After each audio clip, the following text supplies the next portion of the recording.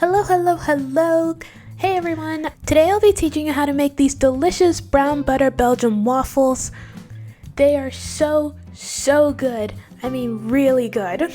I will also be teaching you how to make this mixed berry sauce and homemade whipped cream. So let's go ahead and get started. Start by melting 1 stick of butter in a saucepan. Cook the butter at medium-high heat.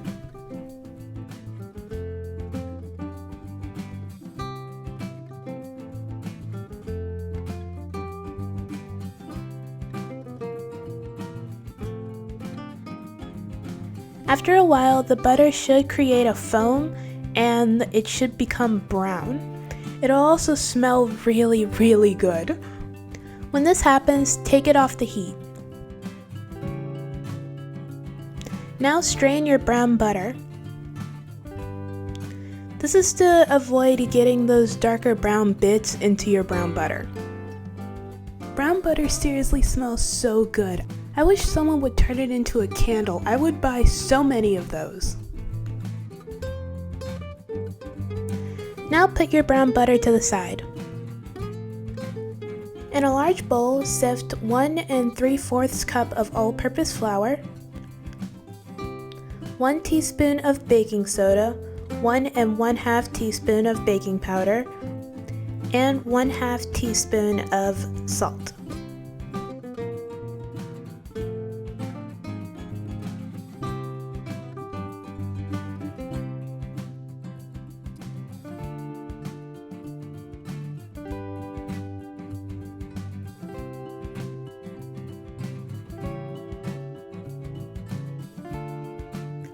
Alright, now set that to the side. In another large bowl, add 3 egg yolks. Then add 1/3 cup of sugar. Whisk the egg yolks and sugar until it becomes a light yellow. This is easier said than done because it's a total workout. My arms, they were burning.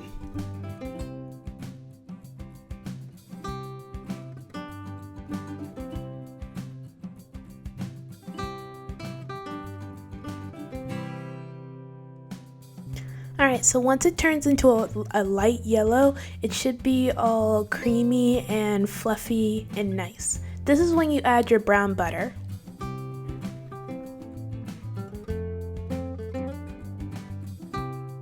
Whisk the brown butter in until well combined.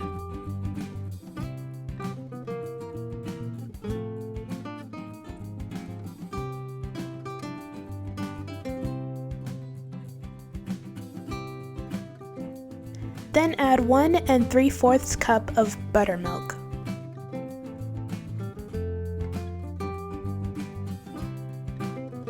Whisk together until well combined.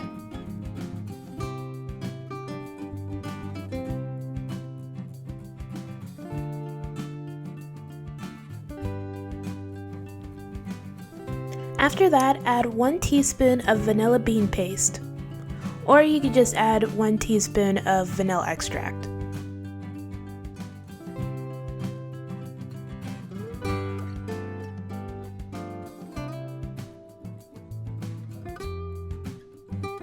Now set that to the side. In a separate bowl, add the egg whites from the 3 separated eggs we had before. With a hand mixer, mix the egg whites until light and fluffy.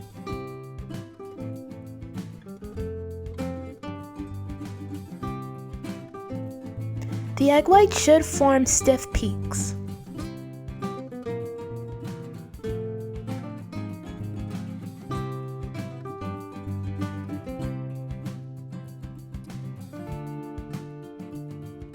Push the flour back to the edge of the bowl to create an empty center.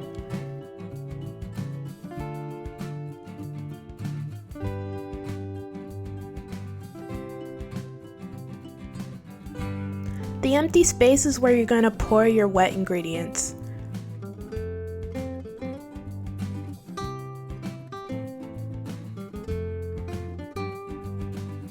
Okay, so now you're gonna whisk the wet ingredients into the dry ingredients, but not for too long and not too much. You kind of just want to do it until it's kind of well incorporated enough, but not like super smooth. Like you still want those chunks of flour, like super lumpy, but kind of still, you know, mixed in.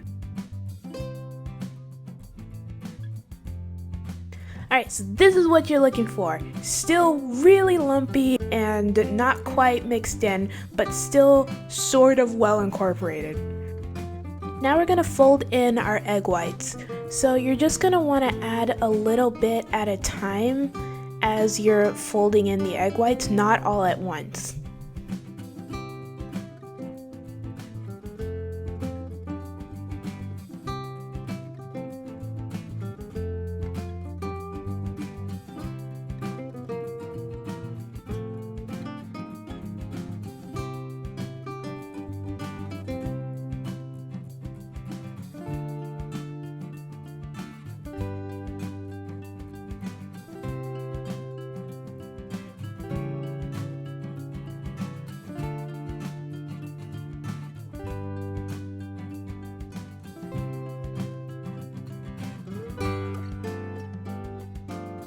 Once you've folded in all of the egg whites, your batter should be smooth and fluffy.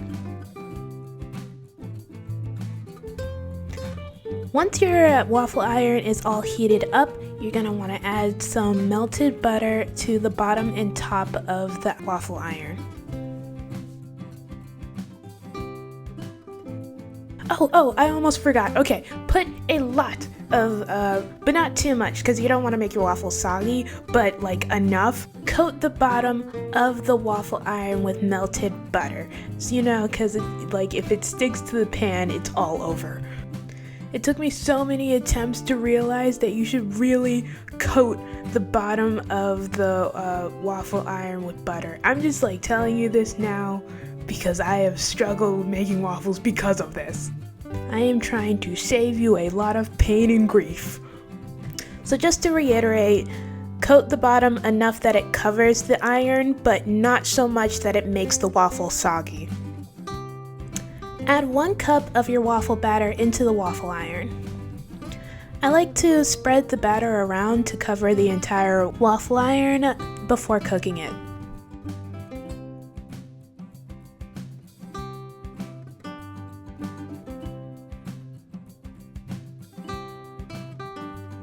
Alright, they're done cooking, so we're just gonna lift it up and oh, they look so pretty! Oh man, nothing compares to looking at a delicious golden brown waffle that you work so hard to make. Also, the smell of the waffles are undescribable. It is so good. And they came out golden brown, and they're fluffy, and they're crunchy, and they're delicious. Alright, take your waffle out of the iron and repeat this entire process all over again until you run out of waffle batter. Now we're going to create a mixed berry sauce. In a saucepan, add 3 cups of frozen mixed berries.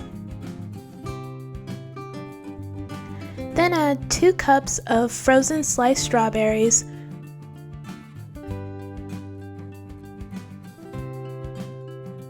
2/3 cup of sugar,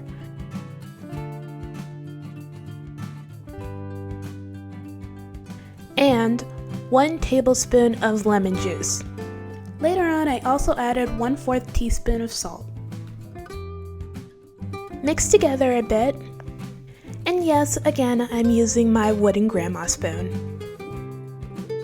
Cook everything together on medium heat. Occasionally stir everything around.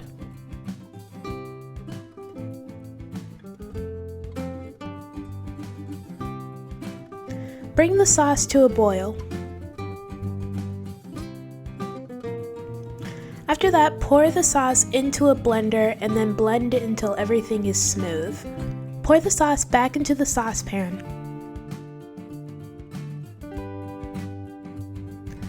Then add 2 tablespoons of cornstarch slurry, which is basically just cornstarch and water mixed together. So probably mix together 1 tablespoon of cornstarch and 2 tablespoons of water. Add more water if it's too thick. I know I said add 2 tablespoons of the cornstarch slurry into the sauce, but I'm adding like multiple in the shots. It's because I'm using 1/2 teaspoon when I'm pouring it in, so that's why I say that. Once it's well incorporated into the sauce, it should turn thick. The only reason I didn't turn on the stove is because it was already really hot, so we're gonna take it off the stove and start straining it.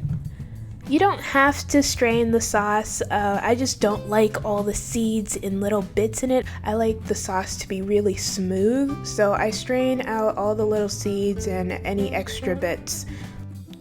Once I've strained everything from the sauce, I'm going to pour the sauce into a container.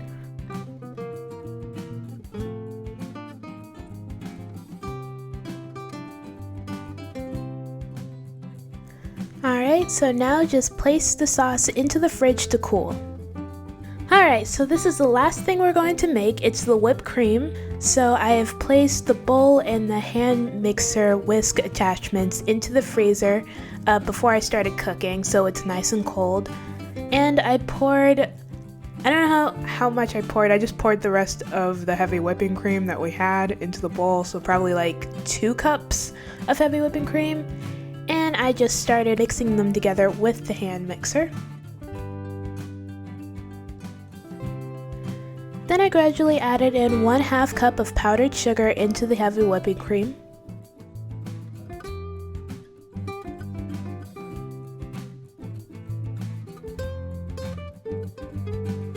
Then I added 1/2 teaspoon of vanilla bean paste. I'm going to say this again, if you don't have vanilla bean paste, it's totally fine to use vanilla extract. Alright, so you're just going to whisk it together until it becomes stiff and fluffy, but you don't want to over mix it and turn it into butter, of course. So this is the right amount of consistency for your whipped cream. So now that you have finished making everything, the waffles, the sauce, the whipped cream, decorate your waffles with any toppings you like. I decorated mine with the whipped cream, strawberries, and some powdered sugar. Then I went ahead and added that mixed berry sauce that we made earlier. Oh, and I found a new container that works way better. And you are all finished. Go ahead and enjoy the fruits of your labor. It is so good. Mom even agreed that these waffles were delicious.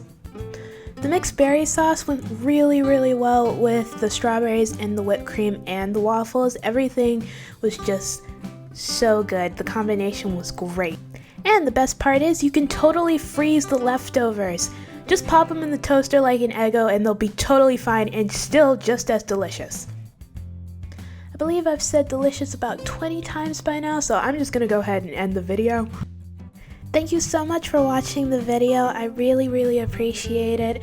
Don't forget to like, comment, and subscribe, and as always, everything I used in the video will be linked in the description below. Bye!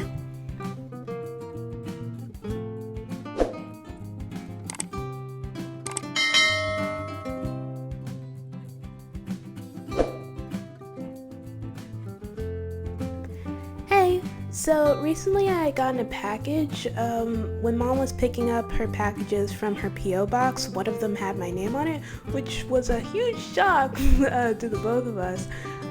So one of her subscribers sent me a Minnie Mouse backpack and a note and $50, and it was really sweet. I read the note and it was so sweet. I'm so grateful for everything she got me. The $50 I ended up investing in my side hustle and my business, so I'm really grateful for everything.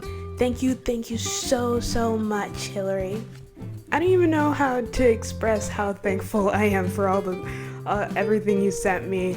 I just keep gushing over it. I'm just like, thank you so much again.